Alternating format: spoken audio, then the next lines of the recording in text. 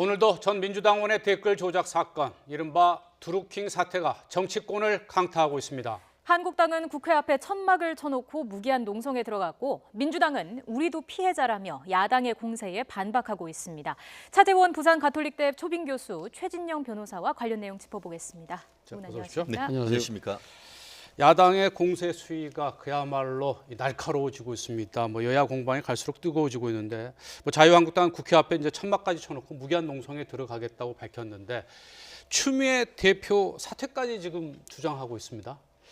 자유한국당을 비롯한 야당의 입장에서는 사안이 워낙 중요하다. 그리고 지금 그 사이버 여론을 조작하려고 하는 이 여러 가지 범죄 혐의에 대통령의 핵심 측근이라는 김경수 의원이 지금 개입됐다는 거기 때문에 진상 규명을 반드시 해야 된다. 그런 차원에서 대외 투쟁을 아마 강력하게 하는 측면이 분명히 있는 것 같습니다. 그러나 또 한편으로는 지금 지방선거를 앞두고 있지 않습니까? 사실 지방선거를 앞두고 지금 여당 쪽으로 기울어진 운동장이라는 그러한 그 관측들이 많았었는데 이런 좀 수세 국면을 좀 탈출할 수 있는 또 호재로도 이 사건을 조금 이렇게 활용하려는 측면도 있는 것 같습니다. 지금 당장 지금 그 핵심 그 혐의를 받고 있는 김경수 의원이 이번에 경남도의사에 지금 출마할 예정이지 않습니까? 경남도 같은 경우에만 김경수 의원이 승리할 경우에는 자유한국당 홍준표 대표의 정책 텃밭에서 이 만약에 그것이 패배할 경우에는 이 자유한국당 홍준표 대표의 정치적 생명까지도 사실 위험할 수 있는 상황이었는데 이러한 것을 상당히 그 기회로 해서 경남뿐만 아니라 전체 지방선거의 국면을 상당히 야당 쪽으로 좀 갖고 오려는 생각이 분명히 있는 것 같습니다. 또 한편으로는 이 지금 그 여러 가지 자유한국당 같은 경우는 특히 이 당공천을 둘러싸고 당내에 여러 가지 불협화음이 빚어지고 있지 않습니까? 그렇기 때문에 대투쟁을 통해서 모처럼 당이 상당히 결속한 하나의 또 이 계기가 되는 것이고요. 또 하나는 지금 그 사이버 여론 조작이 사실은 구 여건의 그런 그 정부 기관을 상대로 기관들이 주도하는 측면이 있었기 때문에 사실 보수층들이 상당히 조금 말 못하는 사정이었는데 이번에 들어봐라 민주당 정권도 하고 있지 않느냐 하는 식의 그런 공세가 가능해짐으로써 보수 지지층을 결집할 수 있는 또 하나의 절호의 찬스가 됐다는 것이죠. 그렇기 때문에 아마 제가 생각했을 때는 아마 특검이 간철되기까지는 갈지 상당히 아마 대외 공세를 계속 할 가능성이 높아 보입니다. 야권의 공세가 이어지고 있는데 여당은 따지고 보면 우리도 피해자다 이렇게 반박을 하고 나섰습니다. 주장 하나하나에 대립각을 세우지 않고 확실하게 선을 좀 긋는 모습이에요. 그렇습니다. 말씀하신 것처럼 우리도 한마디로 이 드루킹의 피해자다. 얘기를 보면은 일본은 침몰한다. 그리고 또 이게 관련돼서 이제 문정부는 예수회다. 이런 식으로 해서 허언증이 있는 것이 아니냐 이런 얘기를 하고 있고 더불어서 지금 박범계 수석 대변인 같은 경우에는 이번 사건 수사는 그런 댓글이 핵심이 아니고 오히려 수사 기록이 외부에 노출된 것이 핵심이 아니냐 이런 얘기를 하면서 전체적으로 이제 민주당이 피해자다라는 얘기를 하고 있습니다. 하지만 전체적으로 봤을 때 과연 그렇게 될 것이냐 그렇다고 하면은 문재인 대통령이 가장 핵심 측근이고 문재인 대통령의 대변인이자 오른팔이라고 할 수 있는 김경수 의원이 이와 같은 허언증 환자에 휘둘렸다라고 한다고 하면 그 자체가 과연 문제가 될 수 있는 건 아니겠습니까? 그렇기 때문에 현재의 전체적인 흐름에 봤을 때는 민주당이 수세일 수밖에 없고 사실상 본인들 같은 경우에 그러다 보니까 오늘 지금 추미애 대표 같은 경우에도 당내에서 진상조사위원회를 만들겠다라고 해서 이와 같은 것에 대한 반전 카드를 꺼내려고 하는데 과연 그런 식으로 해서 현재 전체적인 청와대와 또 민주당이 구석의 코너에 몰리고 있는 상황을 반전을 할 수 있을지 오히려 지금 보면 매일매일 새로운 증거가 나오고 이 김경수 의원의 진술이 좀 뭔가 종전과는 좀 조금씩 바뀌어서 신빙성이 떨어진다는 그런 비판의 여지가 없기 때문에 앞으로 어떤 수사 경과 조금 더 지켜봐야 될 것 같습니다. 어제 이주민 서울지방경찰청장이 이 수사 발표를 하면서 드루킹이 보낸 메시지를 김경수 의원은 거의 보지를 않았다 이렇게 밝힌 데 대해서 홍준표 한국당 대표가 87년에 박종철 고문치사 사건과 비유를 해서 탁친이 억하고 죽었다라는 것과 다름없다 이렇게 평을 했어요. 그렇죠. 그러니까 지금 홍 대표 입장에서 본다고 한다면 김경수 의원이 권력의 실세이니까 아마 서울지방경찰청장이 상당히 이 김경수 의원을 의식해서 일종의 김경수 의원을 옹호하는 해명을 해준 것이 아니냐. 이건 또 따지고 보면 또 부하 직원들이 수사를 하고 있는데 이게 일종의 가이드라인을 제시한 거나 마찬가지다는 식의 입장을 갖고 있는 것 같고요. 그리고 또 한편으로는 또 홍 대표 입장에서 본다고 한다면 사실 지금 이 드루킹이 구속된 게 아마 제가 알기로 3월 22일이었는데 약 보름 동안 전혀 이 경찰에서 알리지를 않았다는 것이죠. 민주당 의원들이 했다는 걸 전혀 발표를 안 했기 때문에 이러한 부분들도 본다고 한다면 뭔가 김경수 의원과의 의혹이 밝혀졌음에도 불구하고 경찰이 축소하고 은폐하려고 한 것이 아니냐. 바로 그러한 이 모습들이 87년도 박종철 열사의 그 고문치사 때 그때 경찰에 보여준 행위와 뭐가 다르냐는 것이 홍준표 대표의 주장인데, 과연 홍준표 대표가 87년도 그러니까 경찰을 비판하는 건 좋습니다만 네. 87년도의 그때 강민창 치안본부장의 그런 행위와 이렇게 직접적으로 비교하는 것에 대해서 모르겠습니다. 경찰에 몸담고 계신 분들이 과연 얼마만큼 동의할 수 있을지 저는 거기 좀 갸웃거려지지 않을까 생각이 들고, 또 한편으로는 홍 대표가 이렇게 경찰을 강하게 압박하는 그 이유 중에 하나는 좀 개인의 또 이 악연이 경찰과 안이견이 좀 있다는 것이죠. 뭐 올해 초입니까 그 자신의 수행 비서의 그 뭡니까 통화 내역을 경찰이 조회했다든지, 그리고 또 자신을 둘러싼 이 명예훼손건이 2건이 있는데 그 건과 관련해서 경찰이 출두해 조사받아라, 이러한 부분들을 터무니없는 주장을 갖다가 야당 대표 보고 나서 조사받으러 간다니까 말이 되느냐는 식의 또 그러한 또 이 그 나름대로의 그 또 이 약간의 그 앙금이 조금 작용하고 있지 않냐는 그런 지적도 나오고 있는 것 같습니다. 다만 네. 이 부분과 관련해 가지고는 물론 정치적인 부분도 한다고 하면은 굳이 그렇게 해석할 수는 있습니다만, 법률적으로 봤을 때는 경찰이 비난받을 수 있는 여지가 적지 않다는 것을 말씀드릴 수밖에 없는 것 같은데요. 네. 지금 차 교수님 말씀하신 것처럼 이 사건이 시작된 것이 이 추미애 대표가 이 부분이 오히려 그 한국당 측에서 댓글을 공작하고 있는 것이 아니냐 하면서 고소를 했었지 않습니까? 그거를 받아서 경찰이 조사하는 과정에서 여권의 실세 의원의 이름이 나왔고 실제로 그와 관련된 사람이 3명이나 구속이 됐습니다. 그렇다고 하면은 일반 사건이 아니고 정치 사건일 경우에는 사건을 조사를 해서 검찰에 넘기면서 보통 이 부분을 언론에 알리는 것이 통상의 예인 것이죠. 그런데 그와 같은 일을 전혀 하지 않았고, 더불어서 말씀하신 것처럼 지난 3월 22일 경에 구속했습니다만 그걸 구속을 해서 기록을 넘길 때는 압수수색했던 걸 모든 걸 다 넘겨줘야 됩니다. 네. 그런데 네. 지금 언론 보도를 보면은 관련돼서 의견서만 보냈지 압수 증거는 그대로 가지고 있단 말이에요. 그러면서도 검찰에 보내질 않았단 전혀 말씀이죠. 보내지고 않고 있는 것이죠. 그러면은 어떻게 수사 지휘를 합니까? 뭘 더 해라고 할 수도 있는데 그러지도 않고 계속 시간만 보내는 사이에 어떤 일이 있었죠? 실제 이게 드루킹의 자료 창고라고 할 수 있는 내역이 싹 다 지워지고, 더불어서 파주에 있는 느릅나무 출판사의 1층부터 3층까지 지난 주말까지 해도 사람들이 들어다니는 곳에 주말 내내에서 다 이사를 해버렸습니다. 한마디로 그 사이에 많은 증거인멸이 있는데 그것을 그대로 손 놓고 있었다고 한다고 하면은 과연 살아있는 권력에 대한 제대로 수사를 하려고 하는 의지가 있느냐, 이 부분을 질타하는 것은 야당의 총수로서 당연히 지적할 수 있는 부분이 아닌가 싶습니다. 예. 어제 김경수 의원의 2번째 해명 기자회견이 있었는데 그 드루킹의 대선 때 댓글 활동에 대해서는 어느 정도 파악을 하고 있었던 것 같더라고요. 아마 본인은 이렇게 이야기를 했습니다. 지난 대선 때 활동을 일일이 확인하지 못했다. 그렇지만 온라인에서 좋은 기사를 좀 퍼나르고 좀 그 기사가 네이버 순위에 올라가도록 하는데 적극적으로 활동하는 정도가 아니었겠느냐. 뭐 그렇게 이야기를 하고 있습니다. 그러니까 김경수 의원 이 본인의 해명대로 만약 받아들인다고 한다면 본인이 뭐 직접 이 그 기사를 좀 퍼날라 달라 이렇게 이야기는 하지 않았다는 겁니다. 물론 또 본인이 이는 이야기도 했습니다. 그러니까 자신이 문재인 대통령과 문재인 당시 후보와 관련된 좋은 기사들이 나올 경우에는 주변 사람들에게 한번 읽어보라고 이렇게 보내주는 경우도 있었는데 드루킹에도 보냈을 가능성을 전혀 배제하지 못한다는 이야기를 했기 때문에 아마 본인도 그 부분은 자신하지 못하는 것 같아요. 그러나 김경수 의원의 입장은 분명한 것 같습니다. 본인이 뭐 직접 이렇게 지시를 한다든지 그런 것이 아니라 좋은 기사를 공유하는 차원 정도는 했을 수는 있지만 그리고 그런 정도의 노력으로 알고 있었지, 소위 말하는 불법 매크로 프로그램이라는 걸 통해서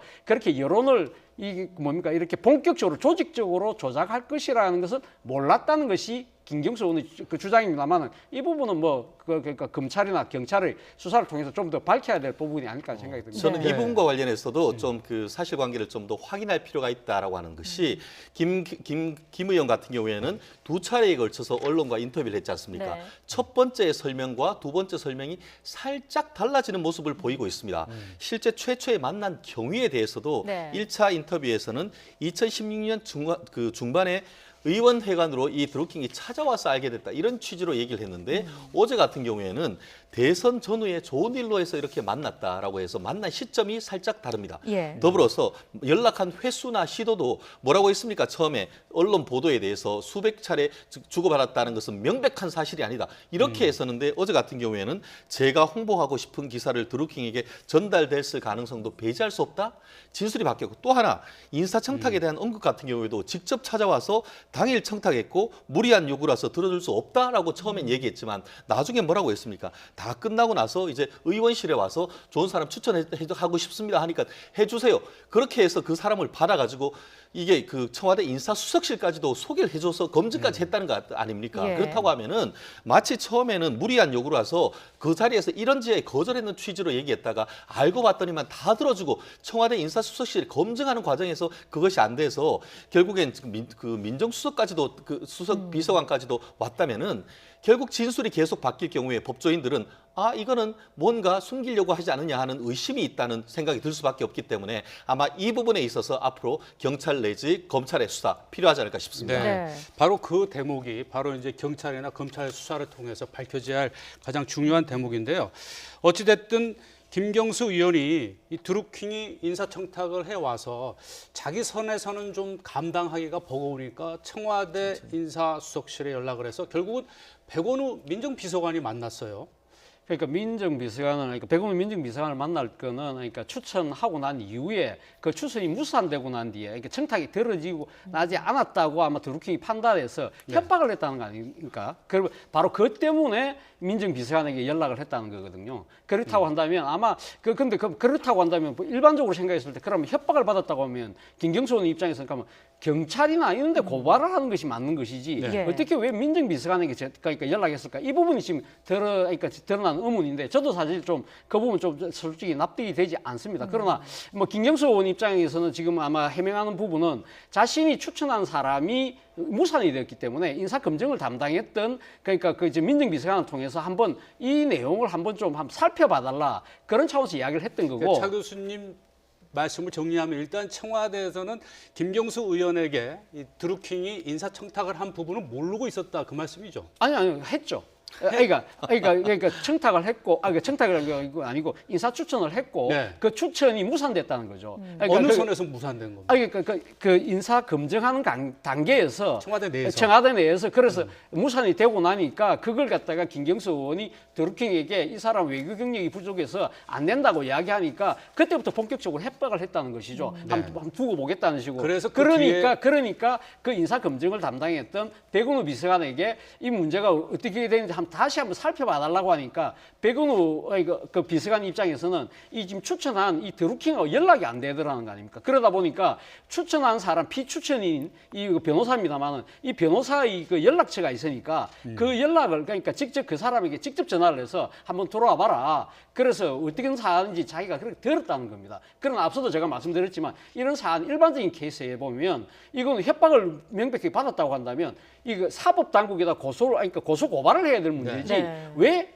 청와대에다 다시 이야기를 했을까? 이 부분은 조금과 명쾌히 해명되지 않는 부분이기 때문에 이 부분도 아마 그 검찰이나 이런 데서 아마 수사를 통해서 밝혀야 될 대목이 아닌가 그리고 생각합니다. 그 당시에 드루킹이 경찰에서 수사를 받기도 했었고 또 받고 있었다고 하던데요. 그렇습니다. 그 맥락과 더불어서 좀 전에 아까 그 정확하게 그 앵커께서 지적하셨는데 청와대에 대해서 이 인사청탁에 대해서 처음 물었을 때 청와대 관계자가 뭐라고 했냐면은 인사청탁과 관련해서 그 들은 바가 없고 모르는 일이다라고 처음에 청와대가 얘기를 했습니다. 네. 그런데 어제 이제 그 김경수 의원이 그와 같은 구체적인 내용 실제로 추천을 했고 그것이 인사수석실까지 가서 했고 그 부분에 대해서 거절하니까 다시 뭐 반협박성 이 어떤 요청이 있으니까 그분을 또 이렇게 본인이 커버하기 힘들어서 백원호 지금 그 민정수석실까지 연결해줬다고 얘기를 하지 않습니까? 결국은 이와 같은 인사 추천 여부에 대해서 청와대도 어떻게 보면은 처음에 얘기하는 것과 두 번째 얘기하는 것이 달라져 버렸다는 것이죠. 네. 그리고 더불어서 저는 이 시점에서 한 가지 예전에 그 이명박 전 대통령이 대선 기간에 김인홍 여사가 경천 동지할 일이 있었다라고 했고 그 중에 하나가 이게 고급 그 백을 받았다는 그 얘기를 했었고 나중에 이제 당선되고 난 다음에 청와대까지 찾아오니까 관련해서 어떻게 했다고 했죠? 민정수석실에서 혼내서 보냈다 이렇게 얘기했던 증언이 아마 저희가 기억을 합니다. 네. 저도 이 부분이 굉장히 좀 그 시점이 미묘한데요. 실제로 작년 이 부분 같은 경우에 그 민정수석실 관계자를 만난 때로부터 몇 주 지나지 않아서 구속돼 버린 것입니다. 네. 아마 그러다 보니까 이 그 드루킹 같은 경우에는 그런 점에서 굉장히 지금 화가 나 있는 그런 저는 모습을 보이는 것 같은데요. 네. 앞으로 사실관계는 밝혀져야겠습니다만 적어도 지금 같은 경우에는 청와대와 김경수 의원은 자유로운 상태다 보니까 본인들의 유리한 주장은 계속 일방적으로 합니다. 그렇지만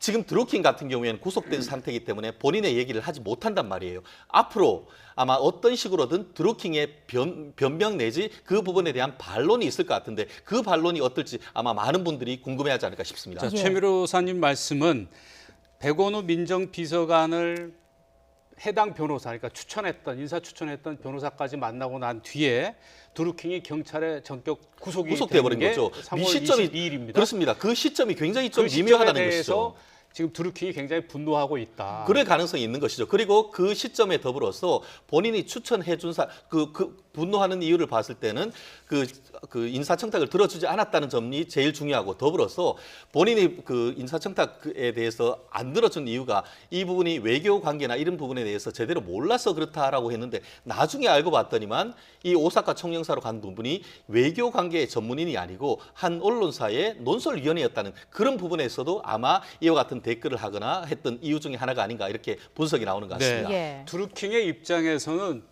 일단 구속 수감이 됐고 재판에 넘겨졌으니까 기분이 굉장히 안 좋겠죠.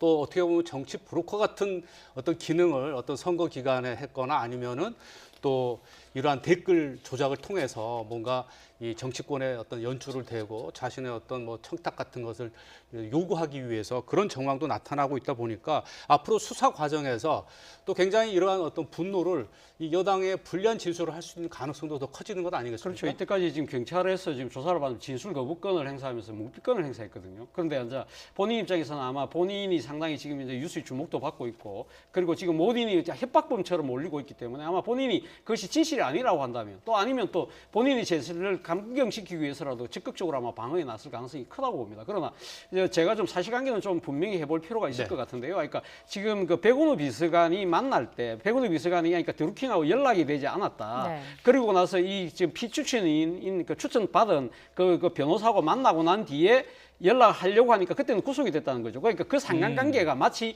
이 청와대가 골치 아픈 사람을 마치 그러니까 지금 뭐 구속시킨 것처럼 들릴 수 있는 것 같은데 시기가 좀 민감하게 그렇지만 얽혀 있기 그 때문에 부분은 아직까지 뭐 분명히 드러난 네. 것이 아니기 때문에 예. 저는 뭐 지금 문재인 청와대가 그 정도의 비도덕성이 있다고 저는 보고 싶지는 않습니다. 어쨌든 그 부분은 명명백하게 밝혀야 되겠지만 그러나 그러니까 드루킹 입장에서도 본인이 그러니까 억울한 점이 있다고 한다면 아마 우리나라 같은 거 공개법정에서 공개 재판하는 상황이기 때문에 네. 본인이 법정 진술을 통해서라도 충분히 아마 자기 방위권 차원에서 이야기를 하겠죠. 그러나 그것이 지나친 주장이라고 한다면 또 법정에서 또 위증에도 걸릴 수 있기 때문에 아마 그런 것도 잘 감안해서 이야기하지 않을까 생각이 듭니다. 예, 이 수사가 좀 더 진행이 돼 봐야 알 수 있겠지만 댓글 조작이 만약에 대선 국면에서도 행해졌다면 더 큰 파장이 오지 않을까 싶기도 한데요. 그렇습니다. 실제로 그 이명박 전 대통령 때나 아니면은 그 박근혜 전 대통령 때 정말 그 당선 자체에 대해서 많은 그 정당성을 의문을 제기했던 것이 네. 이른바 국정원 댓글 사건 아니었습니까? 그런데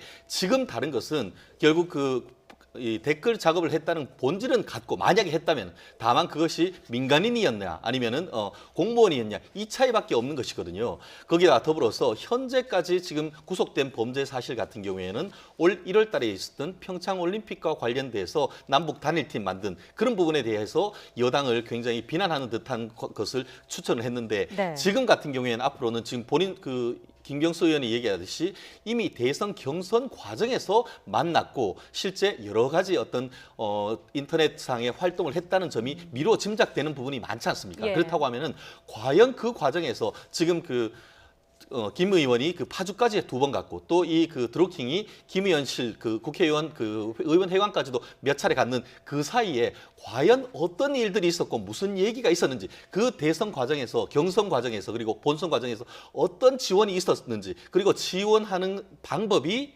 어떤 정상적인 것인지 아니면 불법적인 어떤 행위가 있었는지 그 부분을 밝히게 된다고 하면은 오히려 그 부분에서 문제가 없다고 하면은 김경수 의원은 완전히 지금 의혹을 탈탈 털어버릴 수 있는 그런 계기가 될 수 있습니다. 네. 그렇기 때문에 어떤 것을 자꾸 가리기보다는 있는 그대로 드러내서 수사하는 것이 오히려 김 의원과 여권에도 좀 도움이 될 수 있는 아마 그렇기 때문에 추미애 대표가 오늘 당 차원에서 이 진상조사위원회를 꾸린 것이 아닌가 해석이 됩니다. 예. 네, 이 드루킹으로 불리우는 이 김모 씨 등은 지금 업무 방해 혐의로 지금 이제 기소가 된 상태인데 재판에 넘겨진 상태인데 사실 이제 선거 과정에서 자발적인 어떤 시민들의 참여, 지원은 이제 불법적인 게 아니지 않습니까? 그렇죠. 네. 근데 사조직에 의한 어떤 이러한 선거 운동 같은 것은 지금 이제 선거법에 위반되는 거죠. 그렇죠. 그런데 그 기준이 어떻게 되는 겁니까? 그러니까 본인들이 그러니까 자발적으로 모여서 자신이 십시일반 돈을 내고 그러니까 만약에 활동을 했다면 관계없지만 일종의 외부의 돈을 받아서 지시를 받아서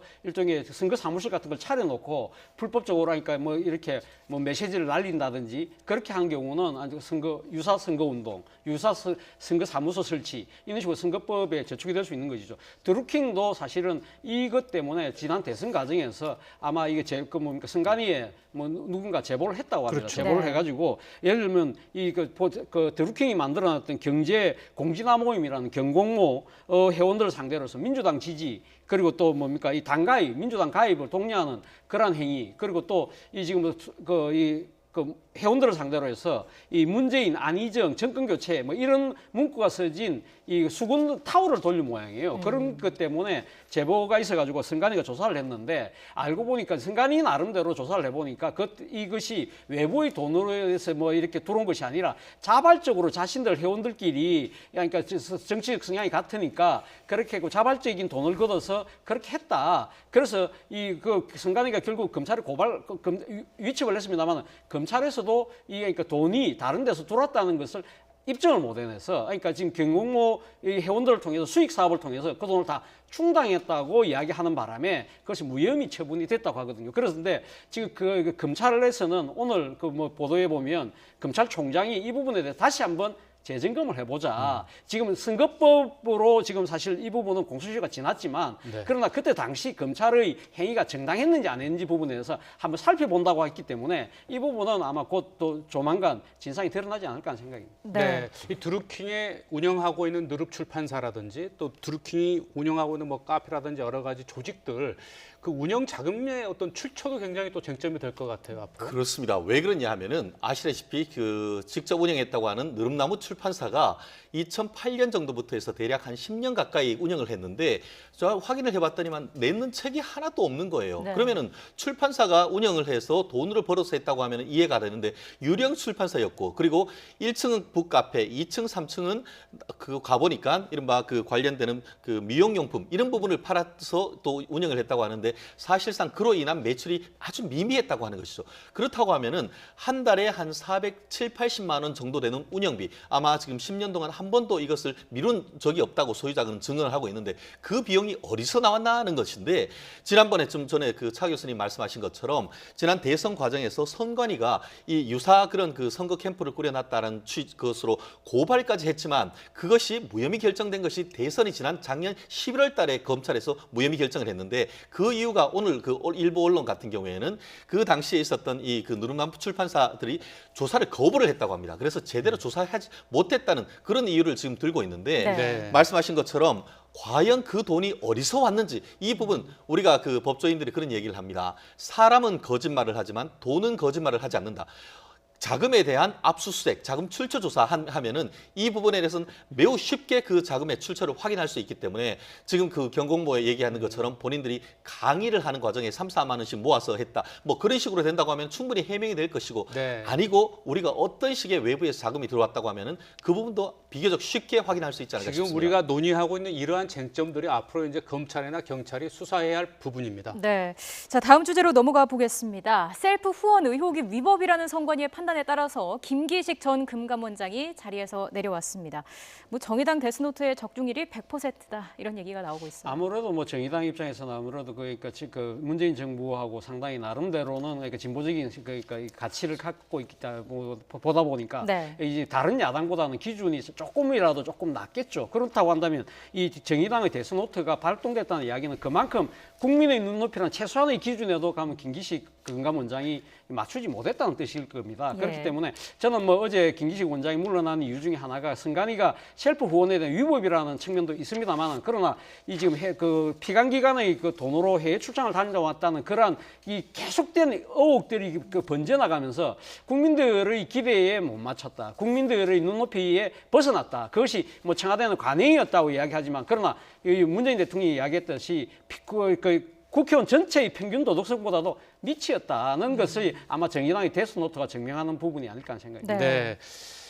이 김 원장의 이제 중도 낙마로 결국 고위공직자 8명이 지금 문재인 정부 들어서 낙마를 하게 됐는데, 하지만 지금 여당 일각에서 또 이 김기식 전 원장도 선관위의 어떤 유권 해석, 판단에 대해서 조금 납득하지 못하겠다 그런 또 대목이 있더라고요. 그렇습니다. 한마디로 그 지금 중앙선거관리위원회의 위원들이 대부분 박근혜 전 정부에서 임명된 분이 아니냐. 그래서 전 정권의 그 시각으로 봤을 때 이번 정권에 불리한 결과를 내는 것이 아니냐 하는 그런 일부의 의혹 제기인 것 같습니다. 그렇지만 적어도 제가 알고 있는 그 중앙선관위라고 한다고 하면은 그와 같은 그 의혹은 기우에 불과하다라고 얘기할 수밖에 없는데요. 예. 실제 지금 중앙선거관리위원회 장 같은 경우에는 대법관입니다. 대법관이 이와 같은 부분에 대해서 외부의 정치적 그 배경에 흔들릴 가능성은 없고, 이번에 했던 그 발표 같은 경우에는 특히 이 정치자금법 위반과 관련해서 5천만 원 그 셀프 그 지원 같은 경우에는 이미 김기식 의원이 2016년에 질의했는 것에 대한 응답과 동일하게 얘기를 했던 것이고, 그 외에 나머지 그 응답 같은 경우에도 기존 선거법과 관련된 대법원 판례를 기준으로 해서 했는 거기 때문에 그것을 어떻게 보면은 그 결론적으로 이제 김기식 그 금감원장이 낙마하게 된 계기가 됐다고 해서 중앙선거관리위원회, 한마디로 선거의 심판의 어떤 진정성에 의문을 제기한다는 것은 사실상 우리나라의 법치 제도의 근간을 흔드는 얘기일 수밖에 없습니다. 네. 그 최홍식 전 금감원장에 이어서 김 전 원장도 불명예 퇴진하면서 인사 책임론이 불거지고 있는데, 이걸 두고도 조국 수석의 잘못인가, 이 부분에 대해서는 이견이 있는 것 같아요. 그렇죠. 뭐 청와대에서는 뭐 민주영 수석에게 그러니까 책임을 지지 않겠다고 오늘 분명히 이야기를 했습니다. 아마 예. 그 이유 중에 하나가 지금 아까 뭐 선관위 말씀 쭉 하셨는데, 당시 선관위가 이 뭡니까 국회의원들이 임기가 끝나고 나면 정치 자금을 이제 다 회계 처리하고 난 뒤에 후원금을 이제 후원금 정산하고 난 뒤에 그걸 갖고 나름대로 적합했는지 안 적합했는지를 살펴본다는 것이죠. 그때 당시 선관위는 아무런 조치를 하지 않았다는 겁니다. 그러니까 셀프 후원 5천만 원이라는 돈을 이 종전의 그 범위 내에서 벗어나는 행위 하면 안 된다 했지만, 근데 김기식 당시 의원이 했지 않습니까? 네. 하고 난 뒤에 그러면 그 이 회계 처리 보고서가 갔을 때, 그럼 이건 잘못됐으니까 이 돈을 다시 갖고 오라든지 아니면 어떤 식으로든 뭔가 뭐 이 법적 조치를 해야 되는데 아무런 일도 하지 않았다는 것이죠. 그렇다 보니까 선관위가 이 부분은 적법하다고 판단한 것이 아닐까라고 청와대는 생각했던 것이고, 또 하나는 청와대가 이 정치 자금 그 처리와 관련돼서는 이 지금 공직자 임용의 그 뭡니까 이 100가지가 넘는 질문 중에 네. 이 검증 항목에 포함되어 있지 않다는 겁니다. 그러다 보니까 이걸 살펴볼 수 없었다는 것이 청와대의 주장인데, 그럼에도 불구하고 조국 수석이 1차 그 인사 추천 때 검증했고, 그리고 의혹이 불거지고 난 뒤에도 또 검증하면서 사실상 면접을 준 거 아닙니까? 네. 이 부분에 대해서 사실 뭐 선관위 부분은 별도로 한다 하더라도 피감기관의 돈을 받아서 해외 출장 가 부분에 대한 부분은 엄격하게 따지고 보면 뭐 법 위반은 아니라고 하지만, 그러나 국민들의 그 일종의 법적 상식, 이랄까요, 도덕성, 이 기준보다 훨씬 못 미치는 부분인데, 이 부분까지 감쌌던 부분까지 그러니까 지금 조국 수석에 대해서 면접을 주는 부분은 모르겠습니다. 과연 얼마만큼 국민들이 동의할지 저는 조금 지켜볼 필요가 있지 않나 생각이 듭니다. 네. 네. 그 기부금을 납부한 데 대해서 약간 위법성이 있다고 이제 선관위가 이제 판단을 했기 때문에 결국은 이 사퇴를 하게 됐는데, 김기식 원장이요.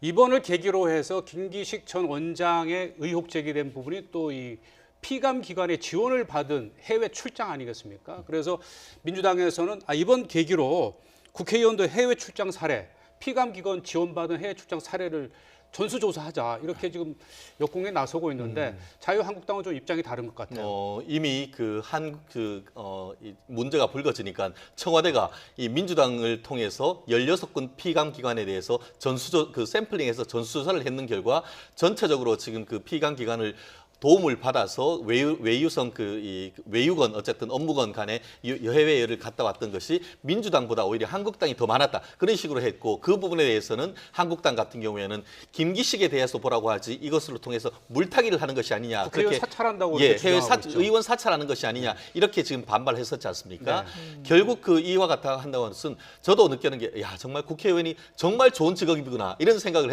했고 결국 그 청와대 같은 경우에도 그와 같은 것이 적법하다라고 해서 어떤 그 피감 기관의 지원을 받아서 의원들이 외유했는 것에 대해서 사실상 면죄부를 주는 사실 청와대의 조치로서는 어이없는 조치를 했다라고 볼 수밖에 없습니다. 네. 그리고 더불어서 어제 그 이 중앙선거관리위원회 같은 경우에도 위법하다고 하나가 했는 것이 5천만 원이지만 사실상 지금 김기식 그 의원이 외유성 특히 이제 그 9박 10일 동안 지금 외국의 그 대외경제연구소 네. 키예프의 그 지원을 받아가 왔던 것에 대해서는 사법기관이 유무죄를 판단하는 거다 보니까 그거에 대해서 위법하다고 판단은 안 했지만 얘기를 하면서 그 부분에 대해서는 내용적으로 일정이라든가 자금 지원했다든가 어떤 그 내역을 구체적으로 봐서 판단을 해야 된다고 해서 결국은 그 문제가 법원으로 갔을 경우에는 유죄가 될 수도 있고 무죄가 될 수 있다는 나름대로의 틀을 얘기를 했다는 점에서는 굉장히 의미가 있는데 네. 지금 이미 그 야권에서 수사를 의뢰했고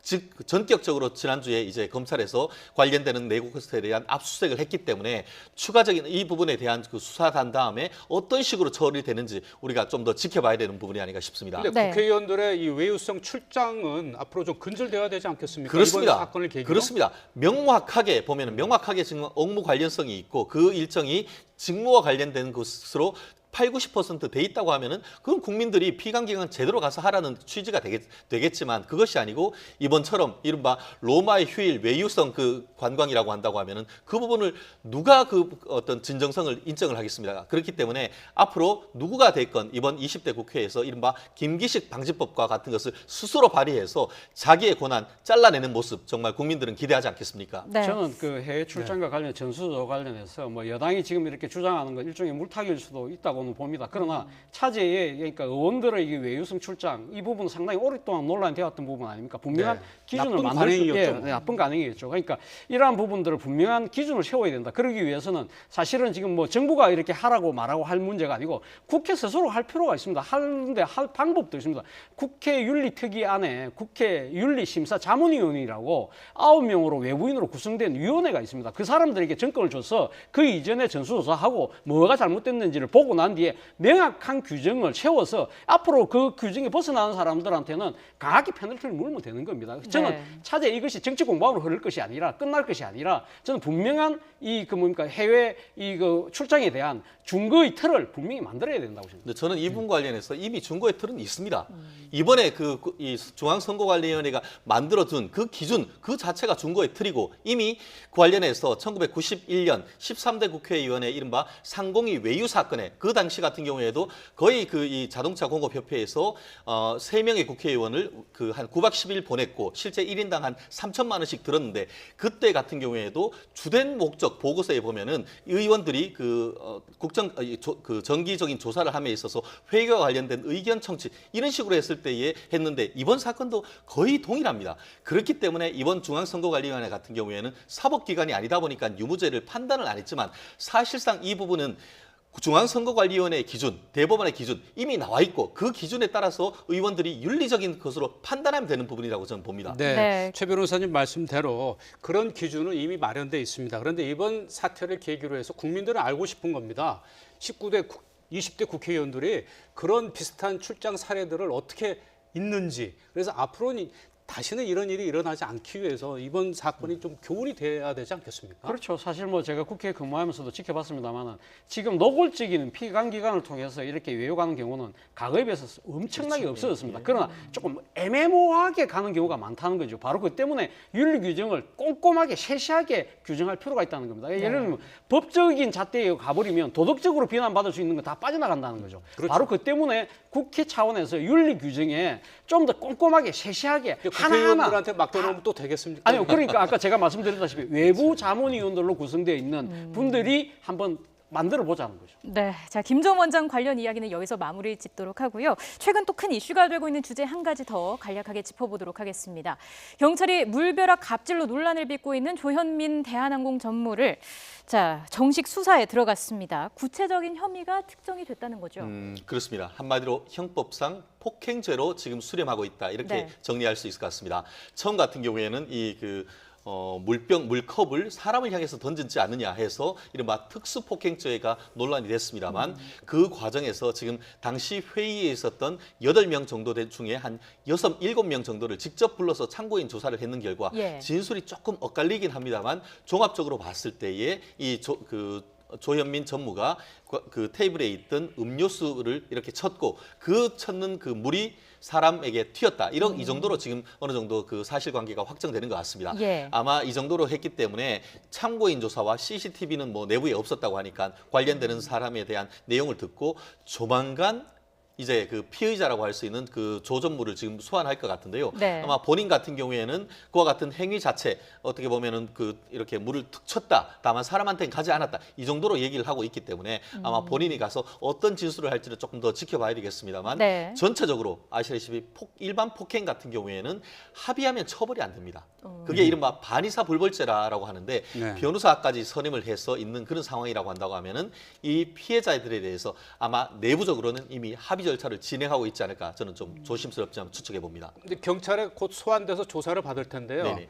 이 조 전무가 주장하는 바는 상대방 얼굴 쪽으로 음료수를 뿌리지 않았다는 거거든요. 그렇게 그렇습니다. 되면 어떻게 됩니까? 결국 이 부분에 있어 가지고는 그래서 경우에 따라서는 이 폭행죄도 과연 성립될 수 있을지 예. 아마 그 본인 같은 경우에는 행위 자체에 대해서만 이야기를 하고 변호인 같은 경우에는 그 행위에 대한 법적 평가를 해서 법리적으로 무혐의를 받으려고 할 가능성이 없지 않습니다. 실제 대법원 판결을 보면은 이 한 사람이 화가 나서 파출소에 가서 인분을 바닥에다가 냈다 던진 적이 있습니다. 네. 그거에 대해서 그 법원에다가 폭행죄와 공무집행 방해로 재판을 넣었는데 폭행죄는 무죄가 나왔고 공무집행 방해죄만 유죄가 나왔습니다. 폭행죄에 있어서 폭행이란 것은 사람에 대한 유형력의 행사여야 되는데 바닥에다가 던지거나 아니면 옆으로 이렇게 툭 쳤는 이런 걸 가지고 폭행이라고 보긴 어렵다라고 판단될 여지가 있다는 것이죠. 네. 다만 관련해서 좀 더 구체적인 사건을 보면은 이 물건을 툭 쳤는데 물이 사람에게 튀었던 그 사건에도 벌금 30만으로 인정되는 케이스가 있습니다. 다만 그렇게 했을 경우에는 칠 경우에 물이 그 피해자한테 튈 수 있다는 것을 인정을 하고 아니면은 튀어도 어쩔 수 없다는 그런 미필적 고의가 있을 경우에는 설령 직접적으로 치지 않고 그런 적접적 고의가 없다 하더라도 유죄가 될 수 있기 때문에 이 부분에 있어서는 아마 사실관계를 통해서 좀 변호인들이 다툴 여지는 좀 있어 보입니다. 네, 자 여기서 저희가 녹취를 하나 준비를 해봤는데요. 조 전무가 임원을 향해서 소리를 지르는 음성 파일이 공개가 되면서 평소의 업무 태도에 대한 논란이 제기되어 왔습니다. 한번 들어보시죠.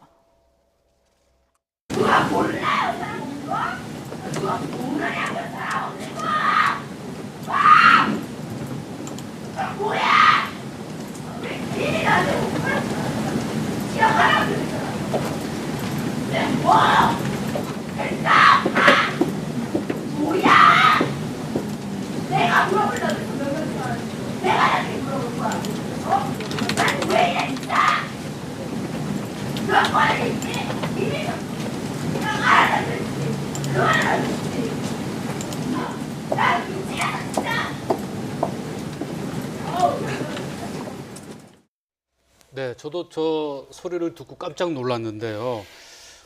어떻게 들으셨습니까?